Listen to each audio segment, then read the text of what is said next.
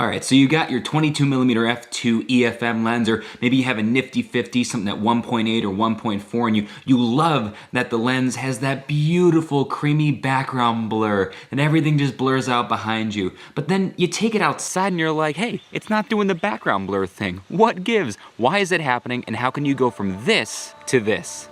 Find out in this video.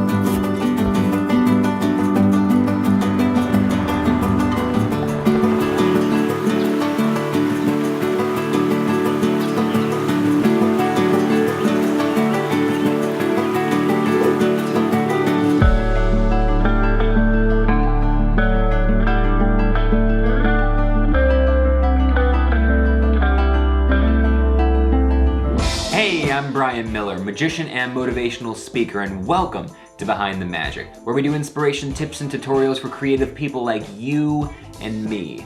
And in this video, we're talking about how to use a bright lens, like a 22mm f2 EFM lens for the Canon mirrorless system, or maybe like a nifty 50 or like a 1.8 or an f1.4, you know, like a really bright prime lens. How do you use it outdoors to blur the background, either for B-roll, for isolated shots, for talking head shots? How do you use it in those situations without either blowing out the image or ending up with something where you don't really get the background blur and everything in the background kind of looks in focus? So some of you may be having this problem where you've got this beautiful prime lens, and when you're indoors or when you're in lower light situations, it actually blurs the background beautifully. That is not an easy sentence. Blurs the background. But when you go outside, you find out it's not really blurring the background at all anymore. What's going on? And if you're not sure what's happening, then I'm willing to bet you're still filming in auto or in shutter priority. So here's what's happening. f2, f1.8, f1.4, those are really, really bright. The aperture is wide open. It's letting in a ton of light. So when you go outside into the bright sunlight, your camera is going to be, the sensor is just going to hit you with way too much light. So when you're running in auto, your camera needs to darken the image. And it's got three ways to do that. Three ways to do that. First is to drop the ISO, but there's a good chance it's already dropped it to ISO 100, which is the least amount of digital brightness it can add.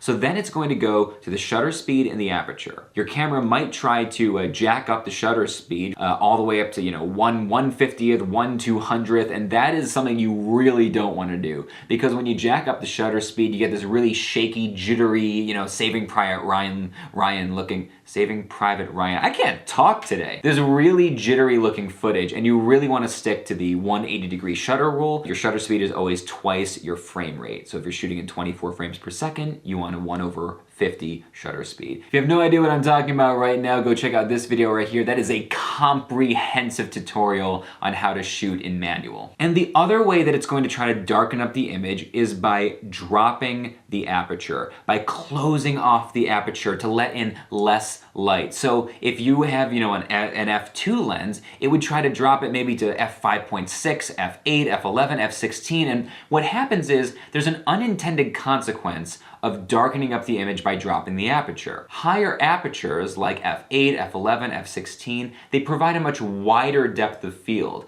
In other words, they're going to keep more stuff in focus from the front to the back of the image. And that translates to what you're seeing when you go outside running on auto, and all of a sudden, all that nice background blur is gone. Your camera probably dropped down to f11, f16. All this stuff is now in focus, so it's not blurring the background as much as you're used to when you're indoors in low light and your camera's able to keep the aperture down at, f2 or f2.5 or f2.8 or something like that. So what's the solution? How do you do it? How do you get your aperture to stay wide open so you keep that really narrow depth of field and really blur the background? ND filters! Yay! ND filter stands for neutral density filter, and essentially what this is, say it with me class, They're sunglasses for your camera. ND filters literally darken the image by putting basically sunglasses over your camera. So watch what happens if I move closer. You'll see it's a much darker image. That's a light one. Here's a medium one.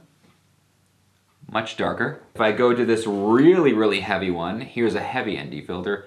Really, really dark. So the brighter it is outside and the more you want to leave your aperture open to blur the background to get that beautiful bokeh, you need to put on an ND filter in order to keep your aperture open. So the way that these work is you screw them on to the end of your lens, like this. This is my 11 to 22 millimeter EFM lens. The thing is, you need to buy a filter that's the correct size for the thread of your lens. And every lens tends to have a different filter size. That's the problem. The 11 to 22 millimeters got a 55 millimeter thread, and actually says it right here. It's right here. That says 55 millimeters. Anyway, so you look on your lens, you figure out what the thread is, and then you get ND filters that fit that size thread. But what if you want to put ND filters on different lenses? So you would need to get a different set of filters for every different size thread you have for all your different lenses.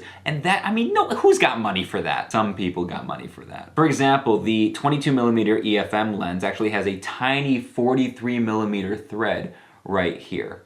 And of course, these big 55 millimeter ND filters, they don't thread onto that. If you don't want to buy 3 sets, 4 sets, 10 sets of filters, what do? Well, luckily they make these things called step up and step down rings. This is a 43 millimeter to 55 millimeter step up ring. And it does exactly what it sounds like. 43 millimeter thread on the inside of this. And what I can do is I can thread it right there onto the 43 millimeter thread in the EFM lens. And what that does is it gives me the outside is 55 millimeters. So if I now take a filter that's 55 millimeters, I can thread it on, I can thread the 55 millimeter filter onto a 43 millimeter threaded lens. In other words, I can use different size filters for different lenses by putting on different step up and step down rings. So how are you going to put this into practice? Well, if you have different lenses that you want to use the same set of filters on, my recommendation is that you buy your filters for the largest of the lenses, the largest of the threads that you need. So for me, the largest thread I have on any lens is 55 millimeters. And the reason that you want to go from the larger lens to the smaller ones is that if you actually did it the other way, and they make step down filters. So I could have bought 43 millimeter ND filters and then got a 55 to 43 step down ring. The problem, as you can probably see in your head, is if you put a much smaller ND filter, or any type of filter, if you put a much smaller filter on a much bigger lens, you're going to get vignetting. It's going to cut off a bunch of the image, which is not what you want. So you're pretty safe if you buy the filters for the biggest thread and then use step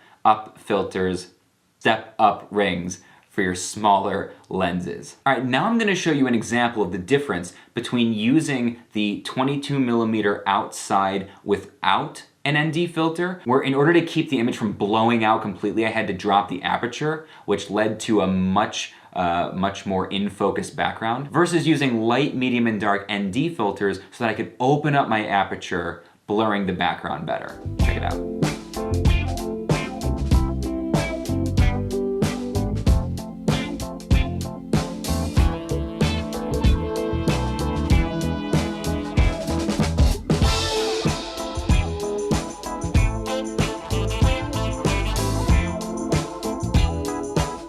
So what does it cost to get a set of ND filters like this? Well, this set is from Tiffen.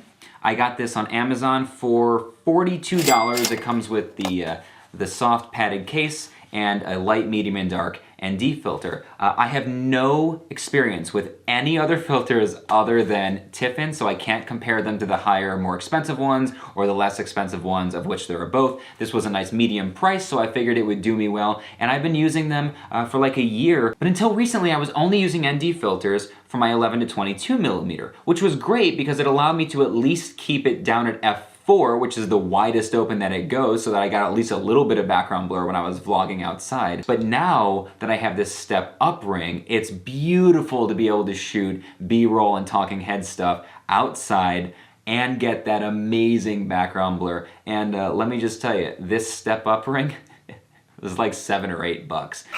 It's cheap, it's plasticky, but it's doing the job. It feels sturdy. I'm very happy with it. I will leave the links, the ND filters, and for the step up ring, I'll leave those both in the YouTube description. If you're considering buying them, please do go through the links. Those are affiliate links. That is the easiest way to help me and support the channel. That's it for me. I hope this was helpful. If it was, please do hit the like button. If you're new here, subscribe. And even if you're not new, ding the notification bell. If you've been here for a year but you never did that, these days the YouTube algorithm is not letting subscribers know about our videos. So you really do have to ding that notification bell. It helps me out. I appreciate it very much. My name is Brian Miller. Thanks so much for sticking with me, and always remember that our world is a shared experience.